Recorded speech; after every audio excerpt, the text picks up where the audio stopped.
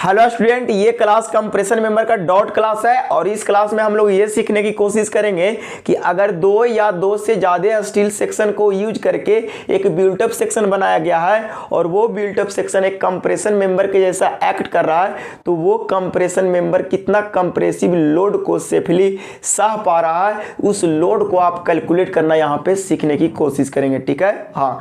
और साथ ही साथ हम लोग ये सीखेंगे कि कुछ कुछ डाटा आपको गिवन नहीं रहता है और ना ही आपको कभी कभी बाय एनी मींस आपको एग्जाम हॉल में कोड बुक और स्टील टेबल ले जाने के अलाउड नहीं रहता है। तो उस स्थिति में जो डाटा रिक्वायर है, जरूरी है, उस डाटा को हम कैसे कैलकुलेट करेंगे उसे भी हम यहाँ पे सीखने की कोशिश करेंगे। ठीक है, हाँ। तो आइए सबसे पहले क्वेश्चंस को बड़े ध्यान से हम लोग पढ़ेंगे और पढ़ने के बाद सारे डाटा को लिखेंगे और उसके अकॉर्डिंग हम डायग्राम बनाएंगे और हर एक स्टेप में आज कुछ अलग बताया जाएगा जो आपको एग्जाम तक हेल्पफुल होगा। ठीक है, हाँ। चलिए यहाँ पे सबसे पहले क्वेश्चंस को ध्यान से पढ़िए। ठीक, हाँ। कह रहा है कि ये डबल एंगल डिसकंटिन्यूअस स्ट्रट, ठीक है ना, एक स्ट्रट है जो दो एंगल को मिला करके डिसकंटिन्यूअस स्ट्रट बनाया गया है। कह रहा है कि is built up to angle 70 × 70 × 10। कह रहा है कि वो बनाया गया है दो एंगल का यूज करके, जो एंगल है आपको 70 × 70 × 10 का। ठीक है ना, ये एंगल सेक्शन आपको यूज करके आपको बिल्टअप सेक्शन बनाया गया है, स्ट्रट बनाया गया है। आगे कह रहा है कि प्लेस बैक टू बैक, उसको रखा गया इस तरह से back to back and connected on both side of gusset plate, और बैक टू बैक रख करके गसेट प्लेट के दोनों साथ रख करके क्या किया गया है, यहाँ पे कनेक्शन किया गया है। ठीक है ना, both sides of gusset plate bye means of 2 rivets at each and, और बोला ये जा रहा है जो कनेक्शन किया गया है ना, हर एक एंड पर 2-2 रिविट लगाया गया है, ऐसा बोला जा रहा है आपके क्वेश्चंस में। ठीक, हाँ। चलिए इतना बात पढ़ने के बाद इतना डायग्राम आपसे बन ही जाना चाहिए। ठीक, ये गसेट प्लेट है, ये एंगल है, दोनों को गसेट प्लेट के बोथ साइड रख करके बैक टू बैक रख करके और हमने क्या किया, कनेक्शन किया गया है 2 रिविट ईच एंड पर। ठीक, हाँ। इतना क्वेश्चन पढ़ने के बाद अपन इतना काम कंप्लीट कर लिया। आगे कह रहा है कि द इफेक्टिव लेंथ, आगे कह रहा है कि the effective length of a strut is 3 metre. आपको यहाँ पे इस बार क्वेश्चंस में इफेक्टिव लेंथ ऑलरेडी दिया हुआ है। इसके पहले जितना भी प्रॉब्लम हमने बनाया था ना, उसमें ध्यान दिए होंगे अनसपोर्टेड लेंथ था, लेकिन ये क्वेश्चन में थोड़ा ब्यूटी आ गया है कि डायरेक्ट आपको इफेक्टिव लेंथ दिया हुआ है। इसका मतलब आपको इफेक्टिव लेंथ कैलकुलेट करने की कोई ज़रूरत नहीं है। तो सबसे पहले आप लिखिए सॉल्यूशन। क्या लिखिए, सॉल्यूशन, और जो डाटा गिवन है उसको लिख दीजिए। ठीक है ना, गिवन क्या है तो देखिए, इफेक्टिव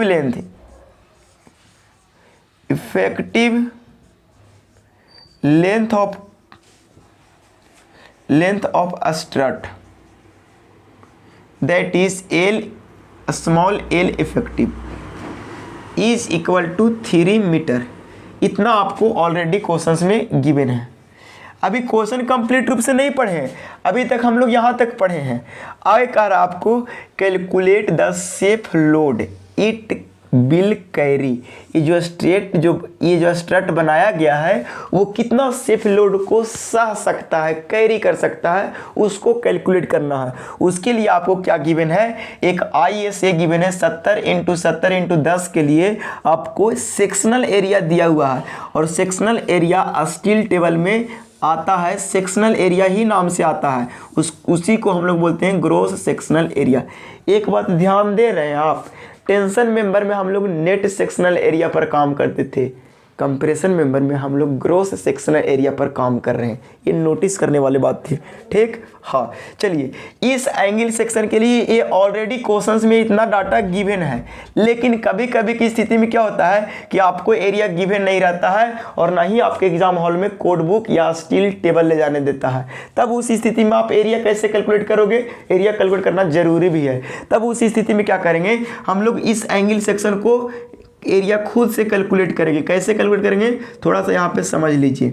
ये आपका एंगल सेक्शन है और इस एंगल सेक्शन बोला गया ISA 70x70x10 वाला एंगल सेक्शन है। तो इसकी एरिया यानी ग्रॉस एरिया कैसे कैलकुलेट करोगे, है ना। तो बताओ, तो यहाँ से यहाँ तक ये डायमेंशन कितना होगा, 70 होगा सर। यहाँ से यहाँ डायमेंशन कितना होगा, तो सर 70 होगा। ये थिकनेस कितना होगा, तो 10 होगा। तो आप क्या करो, यहाँ से यहाँ तक इसे तोड़ दो और यहाँ से यहाँ तक इसका एरिया निकाले। कितना होगा, 70 × 10 करेंगे तो इसका एरिया हो जाएगा। ये तो ऑलरेडी कैलकुलेट कर लिए। इसका मतलब यहाँ से यहाँ कितना बचेगा, 60 × 10 करेंगे तो इसका एरिया आएगा। दोनों को जब कैलकुलेट करोगे तो आपको 1300 mm² आएगा। यहाँ से आप खुद कैलकुलेट किए तो एरिया कितना आया, 1300। और आपके टेबल में ये एरिया रहेगा 13.02 सेंटीमीटर, दैट इज 1302 mm² आपको टेबल में एरिया गिवन रहेगा। तो यही बात कर रहे हैं, अगर टेबल ले जाने नहीं दिया तो आप एरिया खुद से कैलकुलेट करोगे। थोड़ा सा का अंतर रहेगा, ज़्यादा का अंतर नहीं रहने वाला है। ठीक, चलो एरिया अगर नहीं रहेगा, ना टेबल ले जाने देगा ना कोड बुक ले जाने देगा, कोई मतलब नहीं है। एरिया हम खुद से कैलकुलेट कर सकते हैं ऐसे। ठीक, हाँ चलिए इस रबर को हम थोड़ा इरेज करते हैं। ठीक, इस चीज़ को आप समझ पाए होंगे। हाँ, उसके बाद दूसरी डाटा के पास जाते हैं, CXX और CYY यानी सेंटर ऑफ ग्रेविटी। आपको इस सेक्शन को निकालना होता है। टेबल ले जाने नहीं दिया तो उस स्थिति में आपको CXX और CYY क्वेश्चंस में भी नहीं दिया और ना ही टेबल ले जाने दिया है। तो उस स्थिति में आप क्या करोगे कि CXX कैलकुलेट करोगे। CXX कहने का मतलब क्या होता है और CYY कहने का मतलब क्या होता है, सुन लीजिए। अगर यहाँ पे ये CG है और ये वाला एक्सिस को आप मान रहे हो कौन सा, X एक्सिस, और इस वाले एक्सिस को मान रहे हैं आप y एक्सिस, तो आप CXX का मतलब समझिए कि distance of CG from XX reference axis, that is CXX। CYY क्या होता है, the distance of CG from y reference axis, that is CYY। और इसी को हम लोग बोलते हैं x बार और इसी को हम लोग बोलते हैं y बार। और x बार और y बार हम लोग कैसे कैलकुलेट करते थे, याद आया? थोड़ा सा CG में पढ़िए कि इस फिगर को तोड़ते थे और इस फिगर को 1 मानते थे और इस फिगर को 2 मानते थे। इसका निकालते थे एरिया A1 और इसको निकालते थे एरिया A2 और इसका हम लोग निकालते थे डिस्टेंस। इस वाला का CG निकालते थे, CG से डिस्टेंस निकालते थे रेफरेंस एक्सिस से x1 और इस वाला को निकालते थे x2। इस वाले के निकालते थे y1 और इस वाले के निकालते थे y2।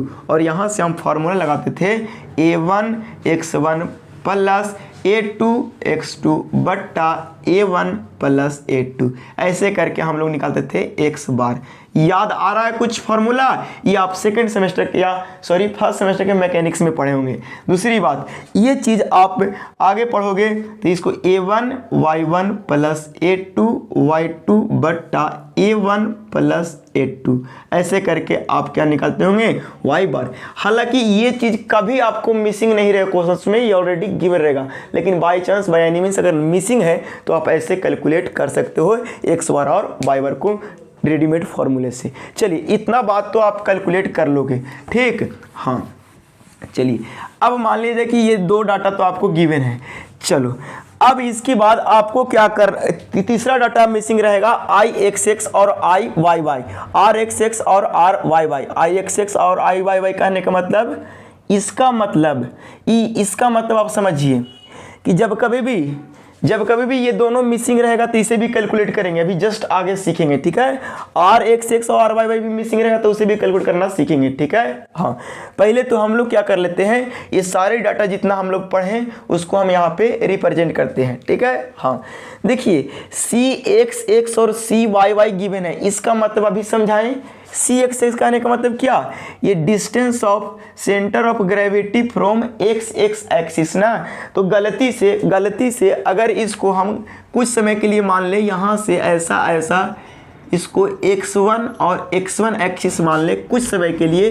तो बताओ कि इस वाले सेक्शन के लिए CG कहीं ना कहीं यहाँ पे होगा और इस वाले सेक्शन के लिए CG कहीं ना कहीं यहाँ पे होगा। चलो बताओ यहाँ पे अगर इस सेक्शन के लिए बात किया जाए तो CXX कितना है, तो सर CXX हमारा जो दिया हुआ है वो सर CXX हमारा जो दिया हुआ है ना वो कितना दिया हुआ है, तो 210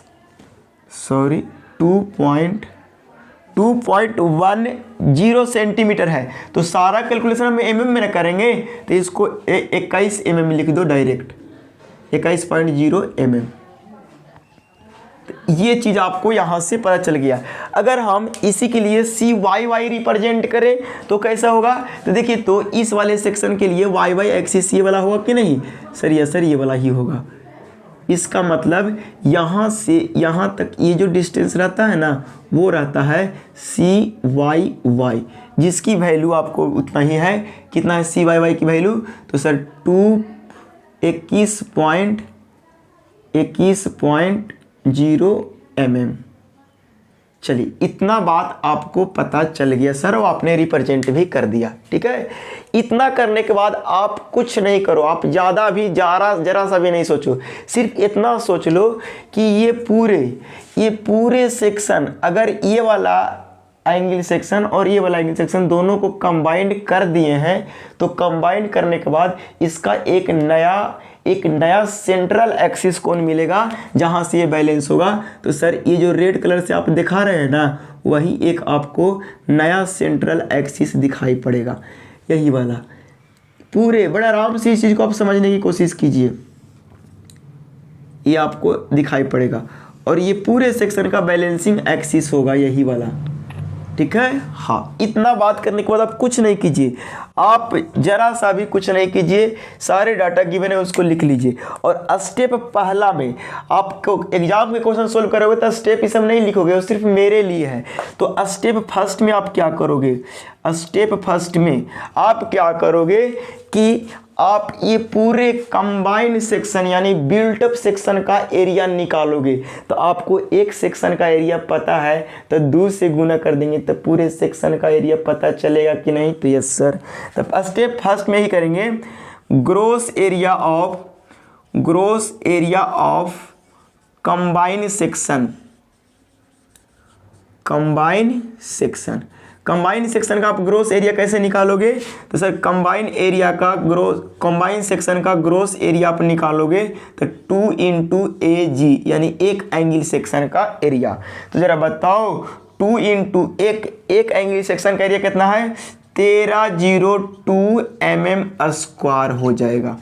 चलो इतना तो आप पता कर लियो।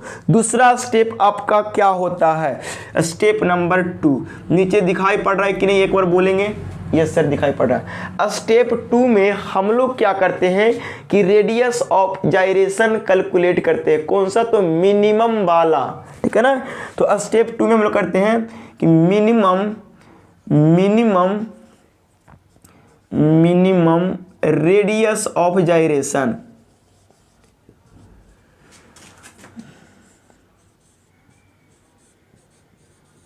Minimum radius variation that is R minimum की आप लोग कैलकुलेशन करने के लिए अब जाओगे। तो आर मिनिमम के लिए आप क्या सोचोगे कि x डायरेक्शन में हम आर मिनिमम निकालेंगे। कहने का मतलब रेडियस ऑफ जाइरेशन x डायरेक्शन में निकालेंगे इस पूरे कंबाइंड सेक्शन का, और रेडियस ऑफ जाइरेशन y डायरेक्शन में निकालेंगे पूरे कंबाइंड सेक्शन का। और इसमें हम लोग देखेंगे कि दोनों स्थिति में कौन सा मिनिमम रेडियस ऑफ जाइरेशन आ रहा है, वही वाला वैल्यू लेकर के हम लोग सारा कैलकुलेशन करेंगे। तो दूसरा स्टेप आप लोग ध्यान से देखेंगे, मिनिमम रेडियस ऑफ जाइरेशन को कैलकुलेट करना सीखेंगे। ठीक है, तो जरा बताओ मिनिमम रेडियस ऑफ जाइरेशन तो पता नहीं चल रहा है कि किस एक्सिस के अबाउट मिनिमम रेडियस ऑफ जाइरेशन होगा, एक्स के अबाउट होगा कि वाई के अबाउट होगा। तो दोनों के अबाउट हम कैलकुलेट करने के लिए जा रहे हैं। चलो ठीक, हाँ। तो सबसे पहले लिखेंगे कैलकुलेशन इन एक्स डायरेक्शन, लिखेंगे moment of inertia in X direction. Radius of gyration निकालने के लिए हमको मोमेंट ऑफ इनर्शिया पहले निकालना ही होगा, ठीक है। हाँ, तो जरा बताइए कि एक्स डायरेक्शन में हम लोग निकालते हैं मोमेंट ऑफ इनर्शिया, ये पूरे कंबाइंड सेक्शन का, ठीक। तो जरा सोचिए कि एक सेक्शन का मोमेंट ऑफ इनर्शिया जो सीजी से पास होगा एक्स डायरेक्शन में वो कितना है।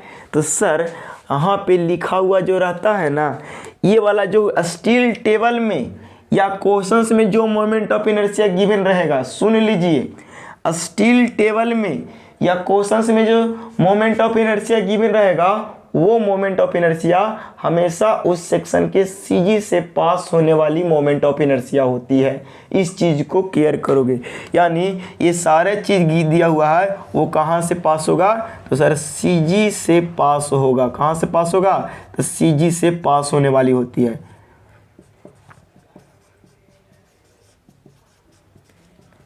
इस चीज को आप समझिए। तो जरा बताइए कि इस वाले सेक्शन के लिए, इधर वाला एंगल सेक्शन के लिए सीजी से पास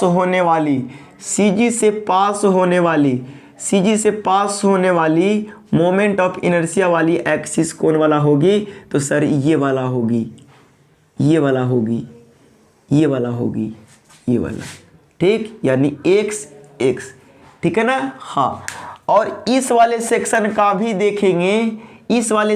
भी देखेंगे कि मोमेंट ऑफ इनर्शिया सीजी से जो पास होने वाली होगी एक्स डायरेक्शन में, वही यही वाला एक्सिस होगी।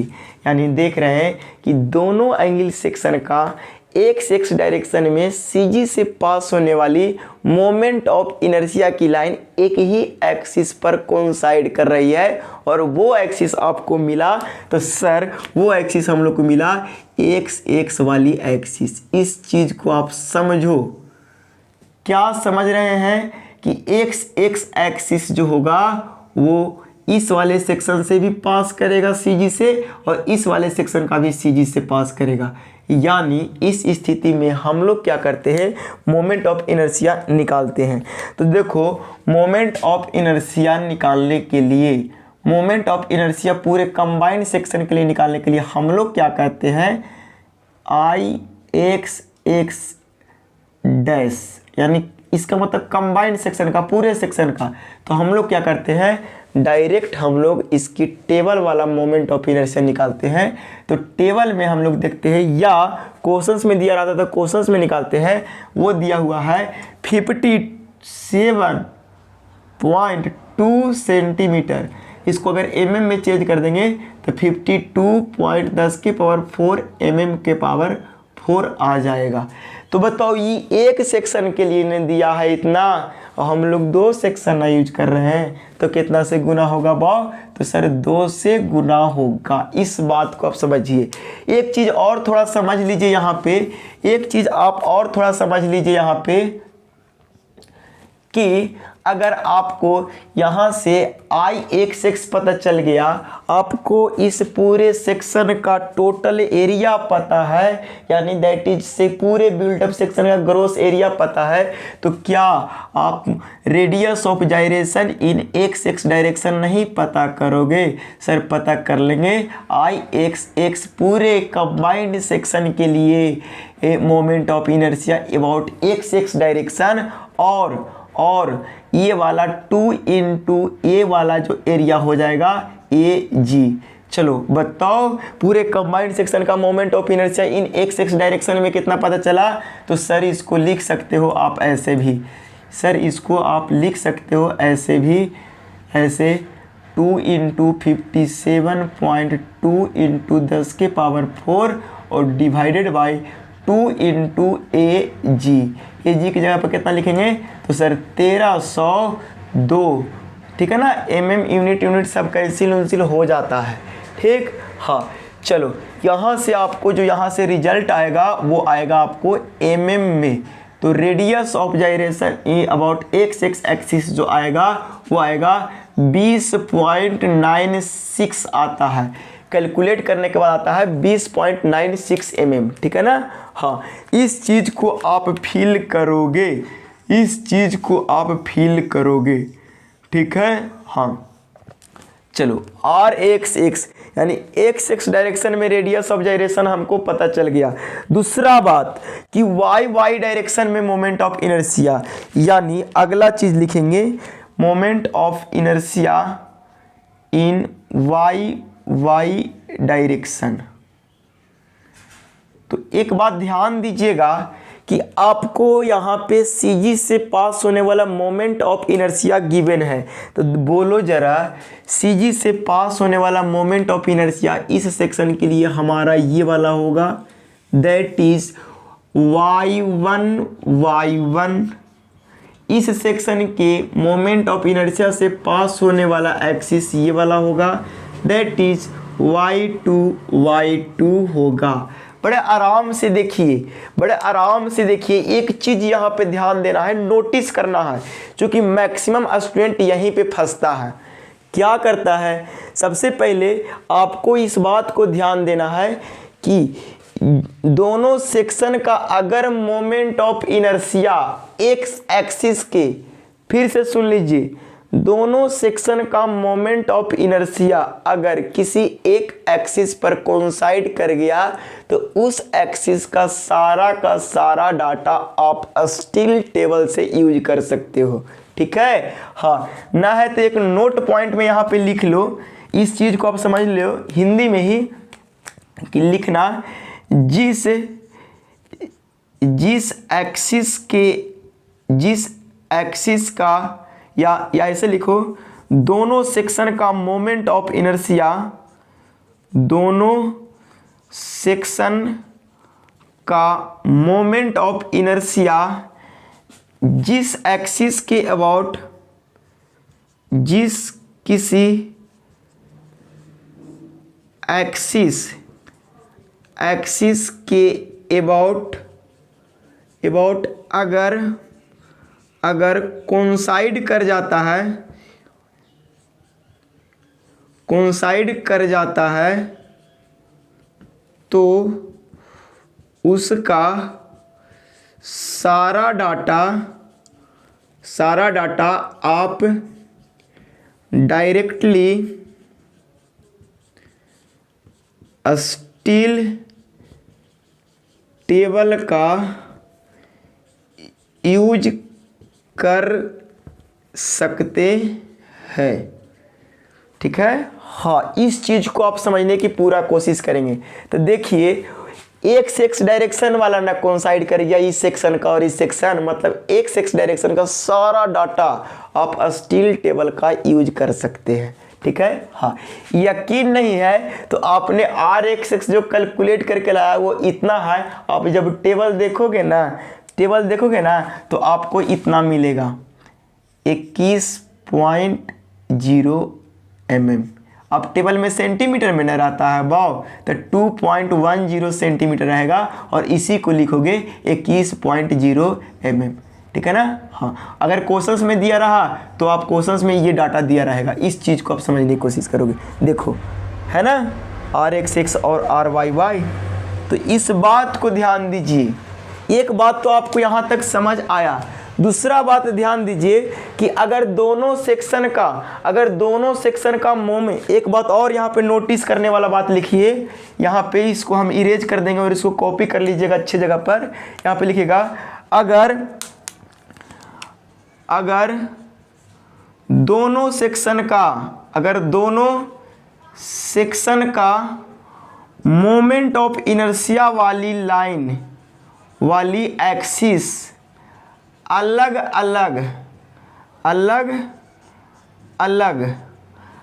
अलग आती है तो उसे एक एक्सिस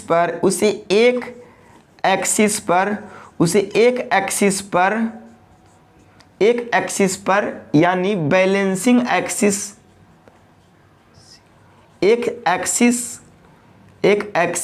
उसके एक एक्सिस के about, that is balancing axis के about moment of inertia parallel axis theorem का उपयोग कर प्राप्त करते हैं। ठीक है ना, इस चीज को आप कहीं ना कहीं लिख लीजिए। तो देखिए, तो इस वाले सेक्शन के वाई वाई एक्सिस के अबाउट सीजी से पास होने वाला मोमेंट ऑफ इनर्शिया इधर है, और इस वाले सेक्शन के लिए वाई वाई एक्सिस के अलोंग सीजी से पास होने वाला मोमेंट ऑफ इनर्शिया इधर है। इस सेक्शन का इधर और इस सेक्शन का इधर, तो दोनों का कंबाइंड मोमेंट ऑफ इनर्शिया कहाँ पे शिफ्ट होगा? तो सर यही वाला सेक्शन पर होगा जो लाल वाली है। यानी आपको हर हाल में इसको यहाँ पे ट्रांसफर करना होगा और इसको यहाँ पे ट्रांसफर करना होगा, और इत्तेफाक से दोनों बराबर है। अगर इसको यहाँ पे ट्रांसफर कर दिए और 2 से गुना कर दिए, काम खत्म। ठीक है, हाँ। तो इस चीज़ को आप पूरा फील करोगे, यानी आपको हर हाल में ये वाला डिस्टेंस दैट इज के की वैल्यू आपको कैलकुलेट करना होगा, तभी आपको यहाँ से यहाँ moment of inertia parallel axis theorem से ट्रांसफर होंगे। तो आप ढूंढना चालू करोगे यहाँ पे गसेट प्लेट का थिकनेस। क्या ढूंढना चालू करो क्वेश्चंस में? गसेट प्लेट का थिकनेस। और जब क्वेश्चंस पढ़ोगे ना तो गसेट प्लेट का थिकनेस है ही नहीं, तो इस स्थिति में आप एक सुटेबल थिकनेस गसेट प्लेट के एज्यूम कर लेना। क्या कर लेना? एज्यूम। तो यहाँ पे लिखेंगे एज्यूम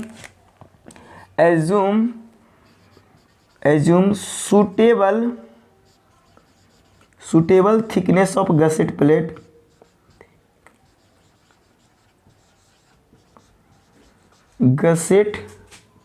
प्लेट इज 10 mm। कितने mm मान लेते हैं? 10 mm। ठीक है, हाँ। तब हम लोग यहाँ से यहाँ तक इसको लिखते हैं, यहाँ से यहाँ इस गसेट प्लेट का थिकनेस कितना मान लेते हैं? 10 mm। ठीक, हाँ। चलिए, आप इस चीज को कॉपी करेंगे, अभी हम इसको इरेज करते हैं। ठीक है, हाँ। उम्मीद है आप कॉपी कर लिए होंगे। इसको अब हम इरेज करते हैं। ये कंसेप्ट मेन था, हालांकि ये कंसेप्ट आपको रटा जाना चाहिए। अभी हम बताते हैं कि किस एक्सिस के अबाउट आप स्टील टेबल का डाटा यूज कर सकते हो और किस एक्सिस के अबाउट आप कैलकुलेट करोगे पैरेलल एक्सिस थ्योरम लगा करके। जरा देखिए यहाँ पे थोड़ा सा एक चीज कि अगर आपको सेक्शन ऐसा रहेगा, आप फिर इस कंसेप्ट का भी बार बार यूज कीजिए जो लिखा है। अगर आपको एंगल सेक्शन ऐसे कनेक्ट किया गया, ऐसे एक एंगल सेक्शन ऐसा है और दूसरा एंगल सेक्शन आपको ऐसा है, ठीक है ना, तो बताइए कि यहाँ पे इसका CG ये होगा और इसका CG ये होगा। तो इसका अगर एक एक्सिस ऐसा होगा और दूसरा एक्सिस क्या होगा? ऐसा होगा। इस वाले को x1 और इसको बोलेंगे x1, तो इसको बोलेंगे x2 और इसको बोलेंगे x2। तो बताओ कि यहाँ पे ये CG वाली लाइन है और CG से पास होने वाला मोमेंट ऑफ इनर्शिया वाली लाइन है, तो दोनों अलग अलग है कि नहीं? इसका मतलब ये जो एक्स एक्सिस है, यहाँ पे इसको क्या करना होगा? यहाँ पे शिफ्ट करना होगा। कहाँ से? पैरेलल एक्सिस थ्योरम से। और यहाँ पे अगर एक्स एक्सिस का इस सेक्शन के लिए देखेंगे तो ये वाला मोमेंट ऑफ इनर्शिया वाला लाइन होगा, और इस सेक्शन के भी देखेंगे तो ये वाला होगा। दैट इज ये कोइंसाइड कर गया ना। तो इस स्थिति में कहेंगे कि वाई वाई एक्सिस का सारा डाटा हम कहाँ से यूज कर सकते हैं? स्टील टेबल से। और भी एक फिगर बनाते हैं जिसको आप समझ पाइएगा। ठीक है, हाँ, बड़े आसान है, आप चीज़ों को समझिएगा। ऐसा आपको चैनल सेक्शन दे दिया गया, ऐसा चैनल सेक्शन। अब बताना है कि बताओ कि इसके कौन सा एक्सिस के अबाउट डाटा टेबल से यूज कर सकते हैं और कौन सा एक्सिस के अबाउट आप डाटा कैलकुलेट करोगे पैरेलल एक्सिस थ्योरम लगा करके। तो जरा बताओ कि यहाँ पे इस वाले सेक्शन का वाई वाई एक्सिस के अबाउट मोमेंट ऑफ इनर्शिया इधर होगा और इस वाले सेक्शन के वाई वाई एक्सिस के अबाउट मोमेंट ऑफ इनर्शिया इधर होगा, जो CG से पास करेगा। और अगर देखा जाए एक्स एक्सिस के, तो दोनों सेक्शन का एक ही पर कोइंसाइड करेगा। इसका मतलब इस वाले डाटा को, इस वाले एक्सिस का मोमेंट ऑफ इनर्शिया आप डायरेक्ट कहाँ से यूज कर सकते हैं? तो फ्रॉम टेबल से। सारा डाटा कहाँ से यूज कर सकते हैं? फ्रॉम टेबल से। और इस वाले एक्सिस के अबाउट आपको क्या करना होगा? तो पैरेलल एक्सिस थ्योरम से क्या करना होगा? ट्रांसफर करना होगा यहाँ पे। ठीक, और भी बहुत सारे एग्जांपल देख करके आपको क्रिस्टल क्लियर होगा। इस चीज को आप स्किप ना करेंगे और वीडियो से इरिटेशन ना होंगे। अगर आपको ऐसा बॉक्स टाइप का बनाया गया है, एक एंगल इधर है और एक एंगल इधर है और एक एंगल आपको इधर है, चार सेक्शन का मिला करके आपको कंप्रेशन मेंबर बनाया गया है, इससे ऐसा। तो बताओ इस वाले एंगल सेक्शन का सी जी यहाँ पे, इस वाले एंगल सेक्शन का सी जी यहाँ पे, इस वाले एंगल सेक्शन का सी जी यहाँ पे, इस वाले एंगल सेक्शन का सी जी यहाँ पे। तो इसके सी जी यहाँ पे कोइंसाइड कर रहा है और इसका सी जी यहाँ पे कोइंसाइड कर रहा है, ठीक है ना। इसकी सी जी यहाँ पे कोइंसाइड कर रहा है और इसकी सी जी यहाँ पे कोइंसाइड कर रहा है। तो यहाँ पे हम लोग क्या करेंगे कि देखिए दोनों एक्सिस का, इस वाले का यहाँ पे एक्सिस इधर है, इस वाला एक्सिस का यहाँ पे है, तो दो एक्सिस आ रहा है। तो इस स्थिति में आप क्या करोगे, दोनों को क्या करोगे, एक पैरेलल एक्सिस से आप क्या करोगे, ट्रांसफर करोगे और यहाँ पे लाओगे, ठीक। और भी बहुत सारे एग्जाम्पल्स आपको मिलेंगे, जैसे कि एक बताते हैं और बहुत ऐसे एग्जाम्पल्स आपको ये समझ आएगा एक एक करके, ठीक है ना। एक ही बात आपको ध्यान देना है, अगर दोनों सेक्शन का एक्सिस अगर एक पर कोइंसाइड कर जाएगा तो वो सारा डाटा टेबल से, अगर अलग अलग होगा तो उसको हम पैरेलल एक्सिस थ्योरम से शिफ्ट करेंगे, ठीक। हाँ, एक सेक्शन ऐसा है, आपको ये वाला ऐसा है, यहाँ पे ऐसा ऐसा ऐसा और यहाँ पे आपको ऐसा ऐसा ऐसा ऐसा, ये मान लिया चैनल सेक्शन है, ठीक है।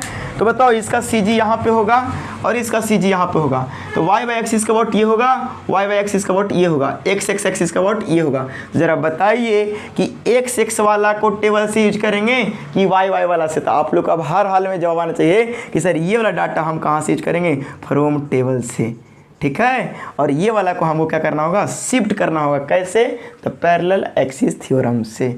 इस चीज़ को आप बढ़िया से फील किए होंगे। और अब हम फिर से क्वेश्चंस पर आते हैं, ठीक है। ये डॉटफुल क्वेश्चन था, मेजर स्टूडेंट को यहाँ पे डॉट होता है और मैक्सिमम लोग यही गलती करता है कि सर कौन वाला एक्सिस के वोट हम क्या करें, पैरेलल एक्सिस थ्योरम लगाए, कौन वाला को ऐसे ही छोड़ दें।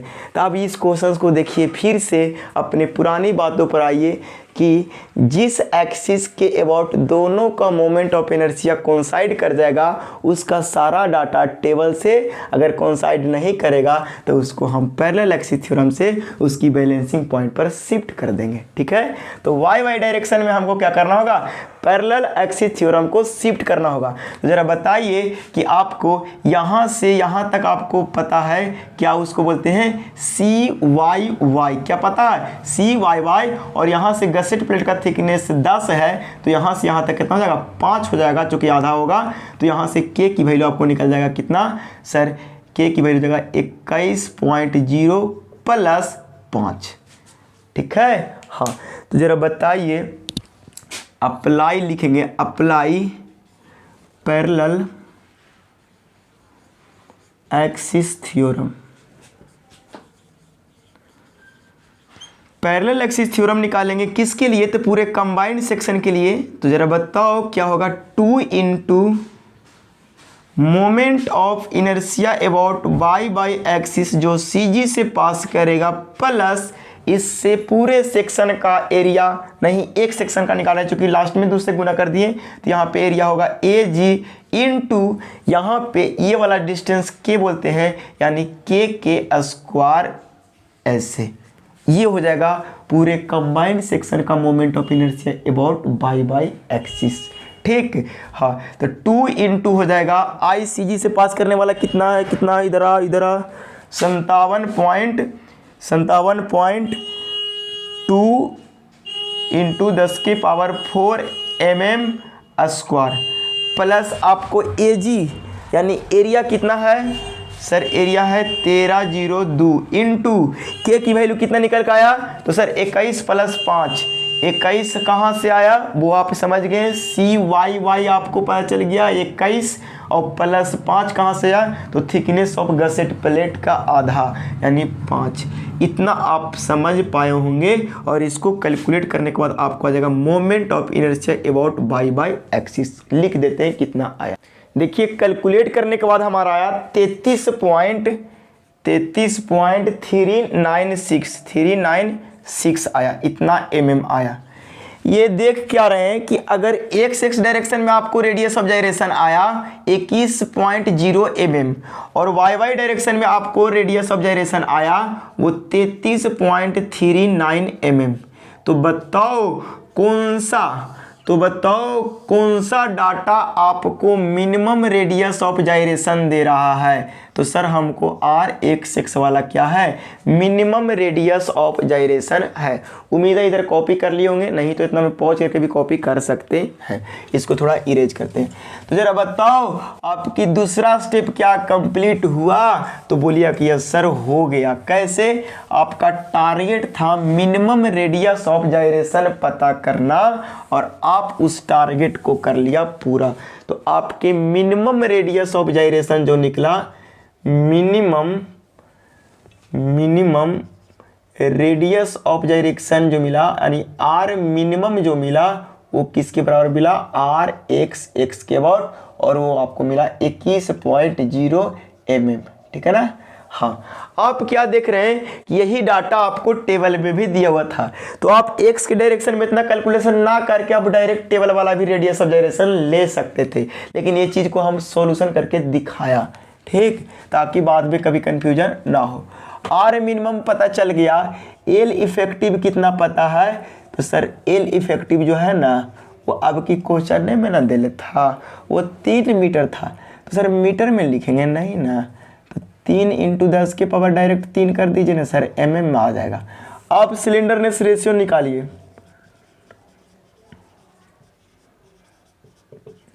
That is lambda.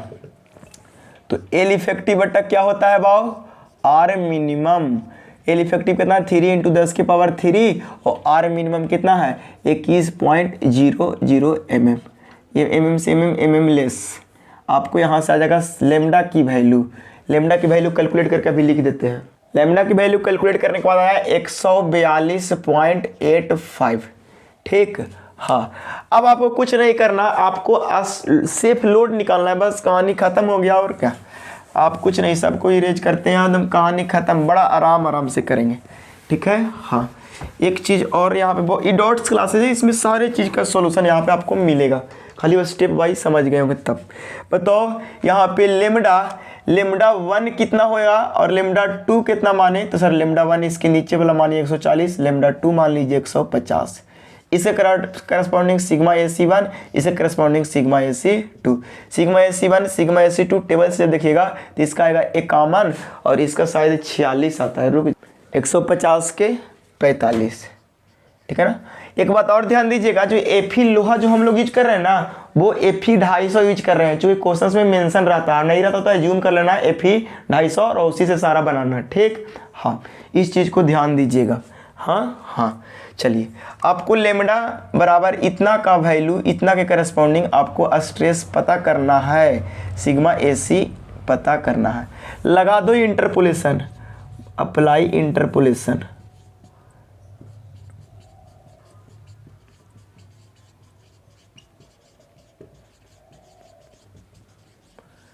Apply interpolation method में क्या करोगे, सिग्मा AC निकालना है, बराबर करो सिग्मा AC2 लिखो प्लस स्ट्रेस का डिफरेंस को ऊपर और लैम्डा का डिफरेंस को नीचे। लैम्डा का डिफरेंस को क्या करेंगे, नीचे, और जिसको निकालना है उसको घटा देते हैं बड़ा वाला लैम्डा में से। दैट इज बड़ा वाला लैम्डा कितना है, 150 माइनस घटाते हैं माइनस 142.85। यहाँ से आपको AC2 का वैल्यू भी लिख दीजिए 45 है। यहाँ से आपको स्ट्रेस निकल जाएगा, कितना आया कैलकुलेट करके लिखते हैं। आपको स्ट्रेस की वैल्यू आया कितना, 49.29। देखिए बहुत लोग को यहाँ पे स्ट्रेस की वैल्यू में थोड़ा बहुत का फ्लक्चुएशन आता है। इसके पीछे की रीजन ये है कि आप सिलेंडरनेस रेशियो में राउंड ऑफ किए होंगे या मोमेंट ऑफ इनर्शिया में राउंड ऑफ किए हैं, तो थोड़ा बहुत अगर अंतर आता है तो उसको मिनिमाइज करके आप लोग चलिएगा। ठीक है ना, उसके लिए डायरेक्ट कॉल कर देते हैं, जो कि खराब आदत है आप लोग को। इतना छोटा मोटा वैल्यू अगर यहाँ पर राउंड ऑफ कर रहे हैं तभी आगे फ्लक्चुएशन हो रही है। ठीक, तो इस चीज़ को आप थोड़ा समझिएगा तो ज़्यादा बेहतर होगा। ठीक, चलिए, इतना आपको स्ट्रेस आ गया, इतना न्यूटन पर mm² आपको आ गया स्ट्रेस, किसके करस्पॉन्डिंग, तो जो लेमडा निकल का है उसके करस्पॉन्डिंग स्ट्रेस पता चल गया।